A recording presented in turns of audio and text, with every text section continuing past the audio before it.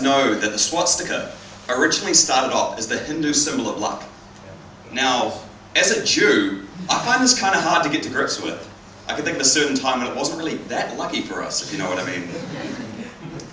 Now, as an atheist Jew, I find that I only really call my Judaism for token reasons, you know. And it's interesting because in New Zealand there are so few Jews. I mean, there are really hardly any Jews here comparatively to other places, and there are so few Jews here. There are probably even fewer Jews here than bank branches in this country. There are so few Jews here that I could say almost anything prefaced by "as a Jew," and you guys would have no idea if I was shitting you or not. I mean, half of you out there actually believed what I said about bank branches. You culturally insensitive bastards. Now, it's kind of, I'm not Jewish and religious. I am slightly traditionalist in some ways, and it's kind of ironic as a Jew, but I'm not really fond of people wearing caps inside. Now, it's just, if you think you're in a room like this, there is such minimal UV lighting and UV radiation, you've got like 0 chance of getting burned.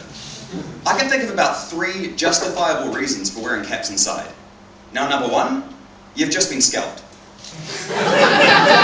If your head looks like Hannibal Lecter's breakfast bowl, then maybe you can wear a cap. Now, number 2, you're a reformed neo-Nazi with a massive black swastika on your forehead. You've got no chance convincing anyone that's the Hindu symbol of luck. Number 3, you have leukemia. Now, I'm not going to be the guy that gives cancer sufferers shit about their choice of attire. I mean, wear Crocs and a muumuu for all I care. The world has shit on you enough without me getting all judgy. Now, as a Jew, I find that I tend to hold grudges a little bit. I still hold it against people who in primary school had their pen license or could colour within the lines. I'd like to see them at a job interview nowadays. So, could you describe to me your strengths and weaknesses? So, well, I was so proficient with my penmanship that I had to be legally registered. Oh, and also I like to colour within the lines, if you know what I mean. Fuckers would probably still get the job over me. Now, I tend to get a little bit nervous in job interviews, funnily enough, and I find that you don't really want to say, "Oh yes, please, thank you," when somebody asks you for your name. Unless your parents were really tame BDSMers with a really tame sex life. You know, the husband's there. "So, would you quite appreciate another spank, my dear?" "Oh yes, please, rather." "You sure you'd like another spank?" "Oh, please, sir, can I have some more?" "More? You want more?"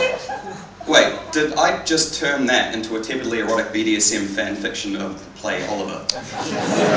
50 Shades of Broadway? This is why I'm not remotely employable. Also, I tend to get sweaty hands in job interviews. You know, it's a bit of a problem, and I need a solution. Now, I've heard the idea of putting gym chalk on your hand that keeps it from being sweaty, and this is fine if you're going for a job as a professional rock climber or trapeze artist. I thought of a solution, wearing gloves to an interview, which I thought was a great idea until I realised that it's a shit idea for 2 reasons. 1, wearing gloves to an interview is fucking weird. Just putting that out there. Number 2, the only gloves that I own are big green foam fists that make angry Hulk noises when they poke something. And I think this might be a slightly aggressive move. I can just imagine them, you know. Could you describe your strengths and weaknesses, please?" Hulk smash! Right, so are we jotting this down as a strength or a weakness? Well, on one hand, it means that I get shit done, so that's a strength. On the other hand, it does show a deep-seated instability and an inability to deal with conflict in a reasoned and responsible manner. That being said, you might want to give me the job. You don't want to see me angry. You wouldn't like me when I'm angry. Now, I might not be the Hulk, but I'm pretty certain that I do have a mutant power of some variety. It seems any time that I say something remarkably inappropriate, the exact person who would get offended just happens to be there to make me feel like an instant douche. One example. So say I'm going down an elevator and it stops on floor 1. Of course, me with my big mouth will mouth off and say, you know, "Who's too lazy to walk down 1 flight of stairs?" Cue the door opening and some guy in a wheelchair sitting right there. every time. What about those doors? You know, you've got the doors that have buttons next to them, you know? They've got perfectly good handles, but buttons for the lazy people. And, as I've discovered, people who have stumps for hands. Or what about when I'm getting into an argument with people who are somehow ardently defending Jersey Shore and keeping up with Kardashians? They've obviously had a full frontal lobotomy. Now, these people all seem to be missing something, whether it's, you know, functioning hands, or functioning legs, or a brain. And as a Jew, I'm missing a foreskin. So I have to go right now because we're all getting together and going to visit a friend of mine.